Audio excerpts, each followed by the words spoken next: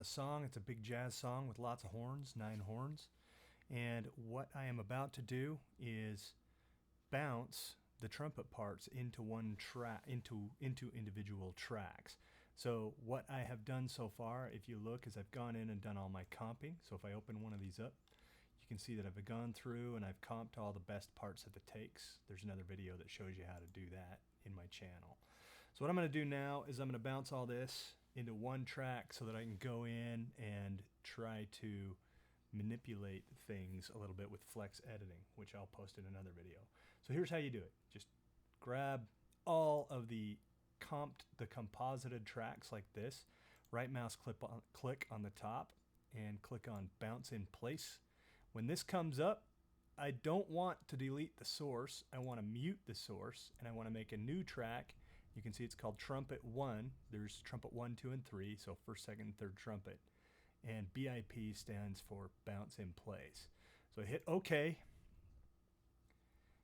Let Logic Pro do its thing. Takes just a minute here. So how you doing?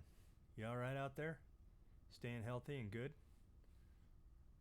If you were here, I'd have a conversation with you while we're looking at this progress bar. But you're not here, so I guess I'll just talk to myself. Okay, here it comes. Boom, there it is. Trumpet 1, bounce in place. It's all one track, so it's not composited. And you'll notice that the Trumpet 1 track has been muted out. Okay, so what I like to do is save this track for reference in case I have to go back.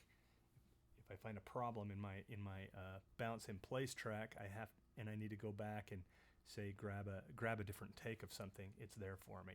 But to get it out of my way, I'm going to hide it. So in order to hide it, you can hit Shift H, or you can go up to Track, and with the track selected, hide track, and it disappears, but it's still there.